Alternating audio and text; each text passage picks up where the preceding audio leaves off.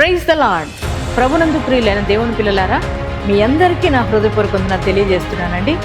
Calvary మార్గం glorious పరిచర్య సారపాక భద్రాచలం నందు ప్రతి శనివారం ఉదయం 10 గంటలకు స్వస్థత విడుదల పరిచర్య జరుగుతుంది.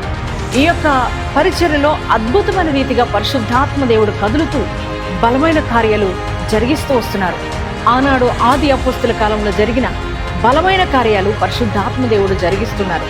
ఇప్పటికే అనేక మంది ప్రజలు పాల్గొని మరి విడుదల పొందుకుంటున్నారు, స్వస్థపరచబడుతున్నారు. నెమ్మది లేని వారు నెమ్మది పొందుకుంటున్నారు. చేతబడి మాంత్రిక శక్తులతో పీడింపబడుతున్న వారు విడుదల పొందుకుంటున్నారు. మరణకరమైన వ్యాధులతో పీడింపబడుతున్న వారు స్వస్థపరచబడుతున్నారు. దేవుని పిల్లలారా, అంత మాత్రమే కాదు, గర్భఫలం లేని బిడ్డలు గర్భఫలం పొందుకుంటున్నారు. అలాగే శాంతి సమాధానం లేని వారు శాంతి సమాధానాన్ని పొందుకుంటున్నారు. మీరు ఏ సమస్యతో బాధపడుతున్నా, ఎంతటి కష్టంలో ఉన్నా, ఎంతటి రోగంతో ఉన్నా మీరు కుంగిపోవాల్సిన అవసరం లేదు. ధైర్యంగా ఉండండి. ఈ స్వస్థత ఆరాధనలో పాల్గొనండి. దైవ దీవెనలు పొందుకోండి. దేవుడు మిమ్మల్ని దీవించునుగాక.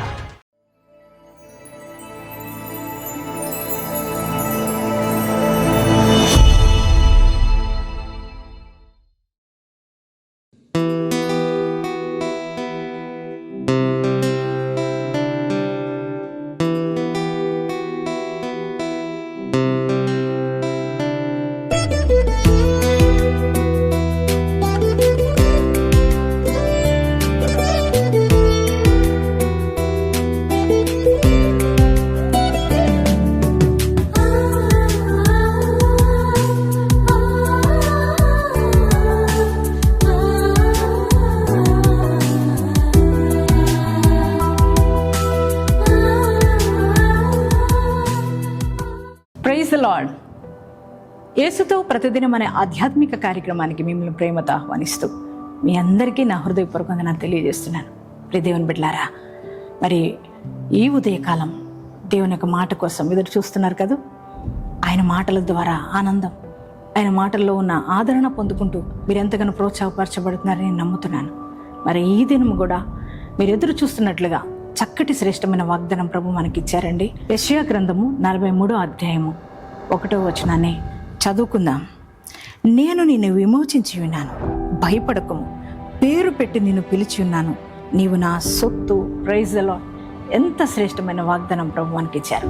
దేవుని బిడ్డలారా, ఆయన అంటున్నారు, నేను నిన్ను విమోచించి ఉన్నాను, నిన్ను పేరుతో పిలిచా, నీవు నా సొత్తు అని ప్రభు అంటున్నారు.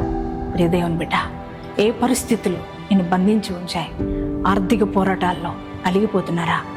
అనారోగ్య సమస్యలో మిమ్మల్ని బంధించి ఉంచాయా? మరి అప్పు బాధల్లో కృంగిపోతున్నారా? అప్పులు ఎలా తీర్చాలో అర్థం కావట్లేదా? అలాగే మరి కుటుంబ సమస్యల్లో అల్లాడిపోతున్నారా? అలాగే రోగాలు, ఇవన్నీ కూడా నేను భయపెడుతున్నాయేమో కదండి. మరి ఇవన్నీ అప్పులు ఎలా తీర్చాలి? ఈ రోగం ఎలా పోతుంది? అసలు పోతుందో పోదో? నా బిడ్డలను ఎలా చదివించుకోవాలి? చాలిన జీతాలే, మరి నా పరిస్థితులు ఏంటి అని నీకున్న ప్రతికూలమైన పరిస్థితులను చూస్తూ భయపడిపోతూ కృంగిపోతూ నన్ను వీటినన్నిటి నుంచి విమోచించే వారు లేరే అని ఎదురు చూస్తున్నావేమో. ప్రియ దేవుని బిడ్డ, ఏ మనుషుడు నిన్ను వీటి నుంచి విడిపించలేరు, కానీ నీ దేవుడు నిన్ను విడిపించే దేవుడే అన్నాడు, విమోచించే దేవుడే అన్నాడు. నీకున్న ప్రతి భయాలన్నిటి నుంచి కూడా నేను తప్పిస్తాడు ఆయన. ప్రియ దేవుని బిడ్డ, ఆయన పేరు నజరేయుడైన యేసు.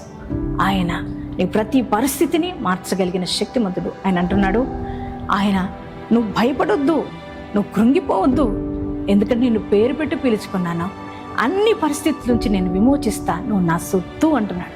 ఎంత గొప్ప దేవుడు నాన్న. నువ్వు ఎవరి సొత్తో తెలుసా? నువ్వు సర్వోన్నతుడు, సర్వశక్తిమంతుడైన దేవుని సొత్తు. ఆయన బిడ్డవి. ఆయన నిన్ను విమోచించే దేవుడు.